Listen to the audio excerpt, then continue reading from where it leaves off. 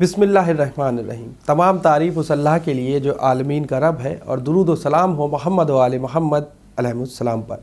नाज़रीन इकराम, सलामुन अलैकुम। एक बार फिर से आपके सामने मौजूद हूँ हमारे स्पेशल टॉपिक इस्लाम और सहाबा के सिलसिले से। नाज़रीन, जैसा कि आपको मालूम है, इन एपिसोड्स में मुसलसल हमारी जो बात हो रही है वो सहाबियत के सिलसिले से है, और ये हमारा चौथा एपिसोड है।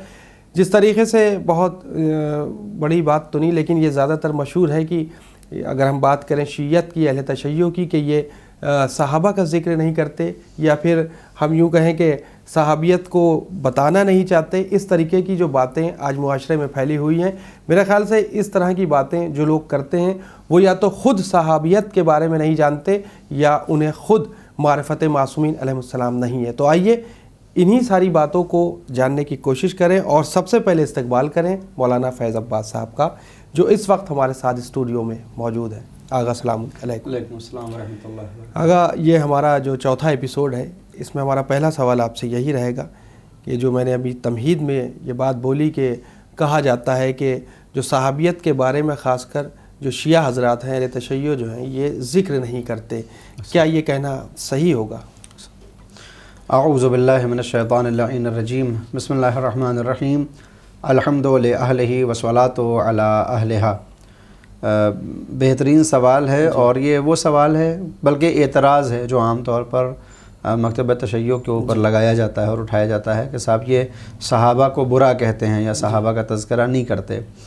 तो इसका पहला जवाब तो यही है कि चूँकि हमारे सहाबी की तारीफ़ में और आम मुसलमानों की सहाबी की तारीफ़ में ज़मीन व आसमान का फ़र्क है, इस बुनियाद पर आम मुसलमान जिसको सहाबी कहते हैं, जब वो हमारी तारीफ़ के ऊपर खरा नहीं उतरता तो हम उसको छोड़ देते हैं, तर्क कर देते हैं, और उसका हम ज़िक्र ज़रूरी नहीं समझते। मिसाल के तौर पर कोई ये कहता है कि सहाबी वो है जिसने पैगंबर को देखा हो, उसका ख़ात्मा कैसे भी हुआ हो, उसने पैगंबर को देखा है लिहाजा वो सहाबी है। हमारे यहाँ ये कि देखना कोई मेयार नहीं है, इसलिए कि अगर किसी को देखना ही मेयार होता तो मैदान करबला में हुरमुला भी हुसैन को देख रहा था, तो क्या माज़अल्लाह हुरमुला हुसैन के सहाबियों में शुमार हो जाएगा? यजीद का कारिंदा उमर साद हुसैन को देख रहा है और बज़ाहिर मुसलमान भी है। अगर ये कह दिया जाए कि साहब मुसलमान हो और देखे तो सहाबी है, तो वो ला इलाहा इल्लल्लाह भी कह रहा है, मोहम्मद रसूलुल्लाह भी कह रहा है, इमाम हुसैन को देख भी रहा है और उनको कत्ल भी कर रहा है शमर जोशन। तो क्या ये सब सहाबी की फ़हरिस्त में आ जाएंगे कि इमामों के सहाबी हैं लिहाजा हम इनकी तारीफ़ करें? तो नहीं। तो हम उन असहाब का ज़िक्र नहीं करते जो हमारी तारीफ़ से ख़ारिज होते हैं, लेकिन जो हमारी तारीफ़ में सहाबियत का लबादा ओढ़े हुए हैं हम उनका तज़किरा करते हैं। हमारी कोई मजलिस ऐसी नहीं होती जिसमें हम क़ंबर का तज़किरा ना करें, हमारी कोई महफ़िल ऐसी नहीं होती जिसमें हम सलमान का तज़किरा ना करें, अबू ज़र की बात ना करें, मिक़दाद का ज़िक्र ना हो, मालिक अश्तर का तज़किरा ना हो। बल्कि हम तो जब मजालिस अपनी बर्पा करते हैं या कोई नसीहत की बात करते हैं, तो जब अइम्मा किराम की ज़िंदगी को पेश करते हैं तो बहुत से लोग कहते हैं कि साहब वो तो मासूम थे, उनकी मिसाल ना दीजिए। तो फिर हम असहाब मासूमीन ही के उनकी मिसाल देते हैं कि सलमान अल्लाह की तरफ से चुने हुए कोई नबी या रसूल नहीं है, मगर किस मकाम पर पहुँच गए, अबू ज़र किस मकाम पर पहुँच गए। हमारे यहाँ एक मेयार ये है कि अगर किसी ने अल्लाह के ऊपर ईमान रखा, उसके रसूल की रसालत का इकरार किया और रसालत के बाद उस रसूल की बातों को माना, तो फिर उसने पैगंबर को देखा हो या ना देखा हो, वो हमारे लिए काबिल एहतराम है। लेकिन अगर किसी ने अल्लाह को माना, रसूल को नहीं माना, अल्लाह को माना, रसूल को माना, मगर रसूल की बातों को नहीं माना, तो उसने चाहे पैगंबर को देखा हो, चाहे पैगंबर के साथ खाना खाया हो, हमारे लिए वो काबिल एहतराम नहीं है, हम उसका तज़किरा नहीं करते। और अगर दूसरा जवाब जो इसका दिया जाएगा वो ये है कि आम मुसलमानों की तमाम फ़िरक़ों की जो तारीफ़ है सहाबी की, उन तमाम अफराद के यहाँ मौला कायनात से बड़ा कोई सहाबी नज़र नहीं आएगा। जिसकी जो भी तारीफ़ हो, उस तारीफ़ को जब तलाशेगा तो अगर कोई एक मिज़दाक़ नज़र आ सकता है तो वो मौला कायनात अली इब्न अबी तालिब अलैहिस्सलातु वस्सलाम का है। पैगंबर को देखा है, इस एतबार से भी सहाबी हो गए। पैगंबर की मदद की है, इस एतबार से सहाबी हो गए। पैगंबर से चीज़ों को सीखा है, इस एतबार से सहाबी हो गए। पैगंबर के पैगामात को लोगों तक पहुँचाया है, इस एतबार से सहाबी हो गए। पैगंबर के लिए जंगें की हैं, इस एतबार से सहाबी हैं। पैगंबर के लिए सुलह की, इस एतबार से सहाबी हैं। और ख़ातिमा ईमान पे हुआ फ़ुज़्तु व रब्बिल काबा कहते हुए, लिहाजा वो सहाबी हैं। लिहाजा हर मुसलमान अगर सहाबियत का कोई एक चेहरा पेश करे तो वह सिवाय अली के और कोई चेहरा नहीं नज़र आता। और हम अली के तज़किरे کے ذریعے سے صحابہ کا بھی تذکرہ کر لیتے ہیں، معصومین کا بھی تذکرہ ہوتا ہے، اور ان کی باتوں کے ذریعے سے مجالس کو اپنی زینت دیتے ہیں۔ بہت اچھی بات، اس کے پہلے ایپیسوڈ میں آپ نے پوری وضاحت پیش کی تھی کہ جو آپ نے ایک تاریخ پیش کی اس کے اندر جن جن صحابیوں نے رسول کا ساتھ دیا، ساتھ رہے، دیکھا، ان کی باتیں سنی، یعنی سب کچھ کی، لیکن رسول کی نہیں مانی تو مرتد ہو گئے۔ تو ظاہر سی بات ہے وہ نام ہمارے سامنے تاریخ میں ملتے ہیں۔ تو بس یہ وہی صحابی ہیں جن کو شیعہ حضرات نہیں مانتے، جو غلط تھے۔ اب بات آ رہی ہے صحیح کی کہ جو اماموں کے ساتھی تھے، یا جو ساتھی ہم کہیں یا دوست کہیں جو اماموں کا جنہوں نے ساتھ دیا، کیا ہم ان کو بھی صحابی کہہ سکتے ہیں؟ ہاں، وہ صحابی معصومین کہا جائے گا۔ مثال کے طور پر اگر کسی نے پیغمبر کی مدد کی یا ان کو دیکھا، ایمان پہ اس کا خاتمہ ہوا، تو وہ صحابی پیغمبر ہے۔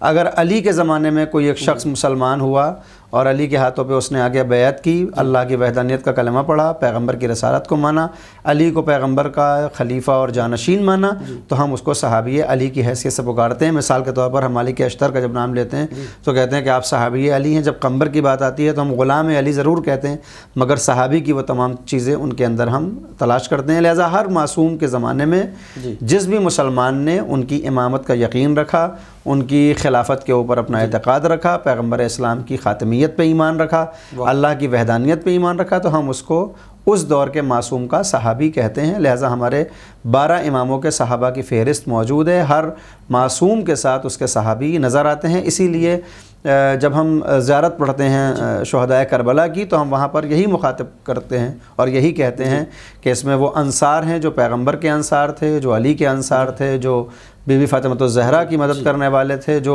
امام حسن اور امام حسین کے انصار تھے، وہ سب قابل احترام ہیں اور ہماری جانیں ان کے اوپر فدا ہو جائیں۔ تو یقیناً ہم اپنے معصومین کے سچے ساتھیوں کو بھی صحابی کا لفظ دیتے ہیں، مگر وہ صحابی رسول نہیں بلکہ صحابی معصوم کی حیثیت سے پہچانے جاتے ہیں۔ بہت اچھی بات۔ السابقون الاولون، یہ ایک بحث ہے عقائد کی کتابوں میں۔ سابقون الاولون ایک ٹائٹل ہے، جیسے صحابی ہونا ایک ٹائٹل۔ سابق کہتے ہیں پہلے والے کو اور اول بھی کہتے ہیں پہلے والے کو۔ بہت سی قرآن کی آیتوں میں ہم کو جب درجے دکھائی دیتے ہیں مومنوں کے، تو اس میں ایک درجہ سابقون الاولون کا بھی دکھائی دیتا ہے۔ میں اور قریب کر دوں تاکہ بات بالکل واضح ہو جائے۔ جب ہم ہر مغربین کے بعد سورہ واقعہ پڑھتے ہیں تو وہاں پر آتا ہے السابقون السابقون، وہاں پر ایک تذکرہ آتا ہے کہ جب قیامت میں پروردگار سب کو جزا یا سزا دے گا تو ایک طرف اصحاب میمنہ ہوں گے جو اچھے لوگ ہیں جو جنت جائیں گے، ایک طرف اصحاب مشأمہ ہوں گے جو بائیں طرف ہوں گے اور ان کو جہنم میں بھیجا جائے گا۔ ان اچھے اور بروں کے درمیان میں السابقون السابقون بھی ہوں گے، اولئک المقربون، کہ وہ اللہ کے مقرب افراد ہیں۔ تو یہ سابقون الاولون کون حضرات ہیں؟ پیغمبر اسلام نے ان کے لیے ارشاد فرمایا کہ جس نے سب سے پہلے میرے اوپر ایمان کا اظہار کیا، جس نے سبقت کی ایمان لانے میں، اس کو سابقون الاولون کہا جاتا ہے۔ لہٰذا یہ ٹائٹل اگر کسی کے اوپر حقیقی معنی میں چسپاں ہو سکتا ہے تو وہ بی بی خدیجہ کے اوپر چسپاں ہوگا اور مولا کائنات کے اوپر، کہ سب سے پہلے اگر کسی نے اپنے ایمان کو ظاہر کیا تو وہ بی بی خدیجہ ہیں اور مولا کائنات علی بن ابی طالب ہیں۔ اس لیے کہ جب پیغمبر اسلام غار سے واپس آئے اور اپنی ساری کیفیت کو بیان کیا کہ اس طرح سے جبریل آئے تھے اور انہوں نے کہا اقرا بسم ربک الذی خلق، تو اس موقع پر مولا کائنات غار میں موجود تھے جو ان چیزوں کو دیکھ رہے تھے، اور پھر پیغمبر نے جب آ کر بی بی خدیجہ سے کہا کہ ایسا ایسا ہوا ہے تو پھر بی بی خدیجہ پیغمبر اسلام کے اوپر ایمان لاتی ہیں۔ تو سب سے پہلے اگر کوئی ایمان لانے والے افراد ہیں وہی سابقون الاولون کہلاتے ہیں۔ عقیدہ تشیع میں ان میں اگر کوئی نظر آئے گا تو وہ مولا کائنات امیر المومنین علی بن ابی طالب اور بی بی خدیجہ کبریٰ نظر آتی ہیں، ان کے علاوہ کوئی اور سابق نظر نہیں آئے گا۔ بالکل اسی طرح سے کہ جیسے صدیقین کی جب بات کی جاتی ہے تو اس میں بھی پیغمبر کے امت میں جب صدیقین کو تلاشیں گے تو اس میں سوائے پنجتن کے یعنی مولا کائنات بی بی فاطمہ الزہرا اور حسنین کریمین کے علاوہ اور کوئی افراد نظر نہیں آتے ہیں۔ اور قرآنی روح سے بھی جب بات صدیق کی ہوتی ہے تو مومن آل یاسین حبیب نجار کو صدیق کہا جاتا ہے، اور مومن آل فرعون حزقیل کو صدیق کہا جاتا ہے، اور امیر المومنین علی بن ابی طالب کو صدیق کی حیثیت سے پہچانا جاتا ہے۔ پیغمبر کی امت میں سابقون الاولون میں بی بی خدیجہ اور مولا الموحدین امیر المومنین ہیں۔ البتہ عام مسلمانوں کے عقیدے کے اعتبار سے بہت سے افراد اس میں شامل ہیں، ان کی دلیلیں کیا ہیں وہ اپنی جگہ محفوظ ہیں۔ اگر ایک سوال ہم اور کرنا چاہیں گے اسی میں کہ قرآن مجید میں خاص کر صحابیت کے سلسلے سے یا صحابی کو رضی اللہ کے سلسلے سے جو پکارا گیا ہے، اللہ راضی ہے ان سے، تو اس کے سلسلے سے ہم چاہیں گے آپ بتائیں۔ دیکھیں عام طور پر جو ہم صحابی کے نام کے آگے لگاتے ہیں رضی اللہ، یہ کہاں سے آیا، یہ ایک بحث ہو سکتی ہے۔ قرآن کریم میں پیغمبر اسلام نے جب اپنے اسلام کو پیش کیا تو بہت سے افراد ان کے دشمن ہو گئے، حتیٰ ان کے گھر والے ہی دشمن ہوئے۔ ابو لہب جو سگا چچا ہے وہ دشمن ہو گیا، ابو جہل جو رشتے کا چچا ہے وہ دشمن ہو گیا، خود ان کے خاندان والے پیغمبر کے دشمن ہو گئے۔ ان ایسے دشمنوں کے درمیان میں بہت سے ایسے افراد تھے جو واقعی معنی میں پیغمبر اسلام کے اوپر ایمان لائے۔ کتنے زمانے کے بعد، 1 برس کے بعد، 2 برس کے بعد، وہ اپنی جگہ محفوظ ہے۔ وہ آئے، پیغمبر کے اوپر ایمان لائے، اور ان کی وجہ سے رسالت کی پشت پناہی ہوئی اور ان کو ایک مضبوطی ملی اس مکے میں، اور اس کے بعد پھر مدینے میں۔ تو ایک بیعت ہے جسے بیعت رضوان کہا جاتا ہے۔ اس موقع پر جن افراد نے پیغمبر اسلام کی بیعت کی ہے، ان کے متعلق عام مسلمانوں کا یہ عقیدہ ہے کہ چونکہ انہوں نے پیغمبر اسلام کی مدد کی ہے، لہٰذا اللہ ان سے راضی ہے، اور یہ قرآن کی آیت ہے رضی اللہ عنہ، تو ان سے خداوند عالم راضی ہو گیا ہے جنہوں نے پیغمبر کی نصرت کی ہے، پیغمبر کی مدد کی ہے، لہٰذا ہم اس کو رضی اللہ کہتے ہیں۔ تو حقیقی معنی میں، واقعی معنی میں جو پیغمبر اسلام کی بیعت کرنے والے تھے اور اس بیعت پر باقی رہے، ان کا خاتمہ ایمان پہ ہوا، وہ ہمارے لیے بھی رضی اللہ ہیں، اس میں بالکل کوئی شک نہیں ہے۔ ہم دل کی گہرائیوں سے ان کو رضی اللہ کہتے ہیں، لیکن صرف بیعت کر لینا کافی نہیں ہے۔ ایسا نہ ہو کہ آج بیعت کریں اور کل بیعت توڑ دیں، ہم پھر بھی ان کو رضی اللہ کہیں، تو یہ بات جو ہے نہ عقلانی ہے اور نہ قرآنی۔ لہٰذا واقعی معنی میں جو بیعت رضوان کرنے والے ہوں یا جو دوسرے موقع پر پیغمبر کی نصرت کرنے والے ہیں، وہ سب رضی اللہ ہیں اور انشاءاللہ رہیں گے۔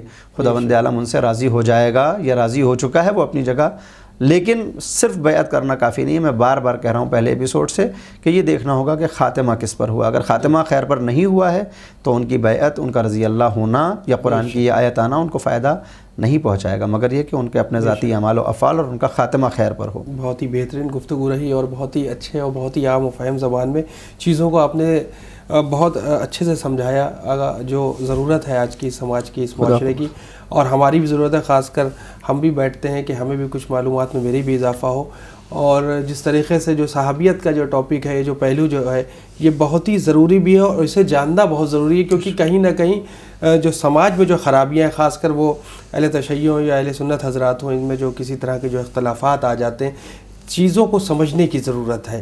جب تک ہم چیزوں کو سمجھیں گے نہیں، تب تک ہم صحیح اسلام کو نہیں سمجھ سکتے۔ فی الحال آگاہ اجازت لینا چاہیں گے، انشاءاللہ ہم پھر حاضر ہوتے ہیں اگلے ایپیسوڈ میں۔ تو ناظرین، آپ کو ہمارا یہ ایپیسوڈ کیسا لگا؟ انشاءاللہ آپ اپنا فیڈ بیک ہر بار کی طرح ہمیں winislam@gmail.com پر ضرور سینڈ کریں۔